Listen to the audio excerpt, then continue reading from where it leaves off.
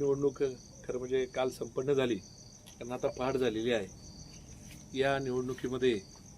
जनता विकास पॅनलचे 6 उमेदवार विजयी झाले, त्यांच्याबरोबर इतरही 5 उमेदवार विजयी झालेले आहेत। या सर्व 11 विजयी उमेदवारांचे सर्वप्रथम मनापासून हार्दिक अभिनंदन करतो। त्यांच्याबरोबर जवळपास 19 उमेदवारांना या निवडणुकीमध्ये पराभव पत्करायला लागलेला आहे, परंतु त्यांनी सुद्धा त्यांच्या पद्धतीने अतिशय उत्तम पद्धतीने निवडणूक लढवण्याचा प्रयत्न केला। विशेष करून आपल्या जनता विकास पॅनलचे 5 उमेदवारांना याच्यामध्ये अपयश आलं, परंतु खऱ्या अर्थाने त्यांची मजबूत साथ त्यांच्याबरोबर होती, म्हणून हे 6 उमेदवारांच्या विजयामध्ये त्यांचा सुद्धा त्या ठिकाणी सिंहाचा वाटा आहे। खरं मी पहिल्यांदा ही जी या ठिकाणी मंडळी आपल्या सगळ्यांच्या समोर उभे आहेत, ज्याच्यामध्ये बाळासाहेब आहेत की ज्यांनी आयुष्यामध्ये कुठलीही निवडणूक लढवलेली नाही, परंतु ज्यावेळेला विचारांचा प्रश्न असतो, विचारांची लढाई असते, त्यामुळे विचारांची लढाई लढण्यासाठी यांनी आपले सगळ्या प्रकारचे त्या ठिकाणचे असणारे जे निर्धार होते बाळासाहेब ते बाजूला ठेवले आणि या लढाईमध्ये ते आपल्याबरोबर उतरले। त्याच्याबरोबर जालिंदर शेठ असतील का ज्यांनी ते नेहमी म्हणायचे बा मला गावामध्ये निवडणूक लढून काय करायचं, माझा व्यवसाय आणि बाकी सगळ्यांनी सगळ्यांमध्ये असतो, परंतु ज्यावेळेला सगळ्यांनी आग्रह केला की तुम्ही सुद्धा या निवडणुकीमध्ये उतरा आणि तुमची सुद्धा या संस्थेसाठी आवश्यकता आहे, त्यावेळेला त्यांनी सुद्धा या निवडणुकीमध्ये उतरण्याचा निश्चय केला आणि ते यांच्याबरोबरने उतरले। JK सरांना खरं म्हणजे लोक आग्रह करत होती, आता का त्यांच्या बाबतीत आफाऊट होतात हे येणार नाही मला काही कळत नाही, कारण मला त्यांचे ग्रामपंचायतीचा पण निकाल आठवतोय की मतमोजणी होती आणि सर गॅसची सिलेंडरची टाकी घेऊन घरी निघलो होते, मी विषय त्यांना भेटलो,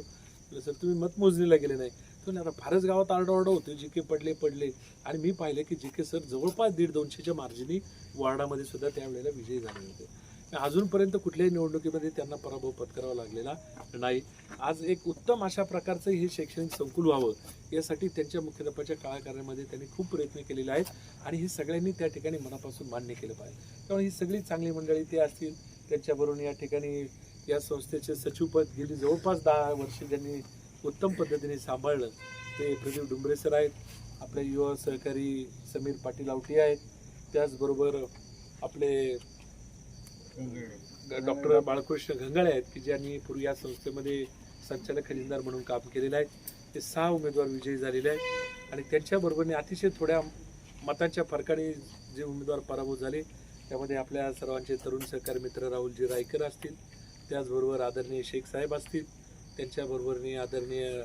बापूदादा हडवळे असतील, त्याचबरोबर आदरणीय अशोकांना घटकळ असतील किंवा आपल्या सर्वांचे मित्र सुभाषजी हडवळे असतील। परंतु खऱ्या अर्थाने पॅनलला ताकद ही एकमेकांच्या साथीने मिळत असते। शेवटी आपल्या गावामध्ये आपण नेहमी पाहतो या प्रकारच्या निवडणुकीमध्ये अनेक नातेसंबंधांनी युक्त असलेली पारिवारिक कुटुंब एकमेकांच्या ज्यावेळेला विरोधी असतात आणि एकापेक्षा जास्तीची मतं द्यायची असतात त्यावेळेला बऱ्यापैकी मतदान करताना वेगवेगळ्या प्रकारचे पॅटर्न्स आपल्याला त्याच्यामध्ये पाहायला मिळतात। पहिल्या फेरीपासून आपण पाहिलं की आपली ही 3 मंडळी अतिशय मोठ्या मताधिक्याने त्या ठिकाणी आघाडीवर होती आणि बाकीची मात्र त्या ठिकाणी संघर्ष करत होती, पण संघर्ष करत करत त्यांनी शेवटी बहुमताचा असणारा 6चा आकडा पार केला आणि जनता विकास पॅनलला खऱ्या अर्थाने सभासदांनी त्या ठिकाणी 5 वर्ष काम करण्याची संधी दिलेली आहे।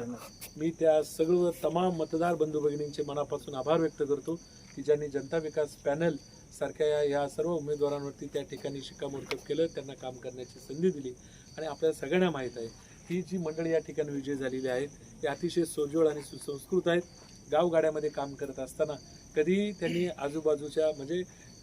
जी योग्य गोष्टी त्या योग्य गोष्टीचंच त्या ठिकाणी पाठबळ देण्याचं काम केलेलं आहे। त्यामुळे 5 वर्षाच्या कार्यकाळामध्ये या शैक्षणिक संकुलाच्या डेव्हलपमेंटमध्ये ते त्या ठिकाणी बऱ्यापैकी चांगलं योगदान देतील, कारण सर तर या ठिकाणी प्राचार्य म्हणून राहिलेले आहेत, बाळासाहेबांनी या ठिकाणी अध्यक्ष म्हणून पूर्वी काम केलेलं आहे, प्रदीप सरांनी सचिव म्हणून काम केलेलं आहे, डॉक्टर बाळकृष्ण घंगाळे यांनी खजिनदार म्हणून काम केलेलं आहे। त्यामुळे सगळी मंडळी या कामकाजातली अनुभवी असणारी मंडळी आहेत आणि त्याच्या बरोबरीने आता ही जी नवीन मंडळी आली आहेत त्या सगळ्यांना बरोबर घेऊन उत्तम प्रकारे कारभाराचा एक आदर्श नमुना ते त्या ठिकाणी घालून देतील। राजुरी गावची बैठक आहे, निवडणुकीपुरतं आपण एकमेकांच्या विरोधात त्या ठिकाणी लढतो, पण खऱ्या अर्थाने निवडणूक संपल्यानंतर परत एकदा आपण एकमेकांबरोबर मिळून मिसळून त्या ठिकाणी पुढे जात असतो, कारण आपल्या गावाला मामा भाच्यांचं गाव म्हटलं जाते, एवढे एकमेकांची परस्परांचे एकमेकांमध्ये नातेसंबंध त्या ठिकाणी असतात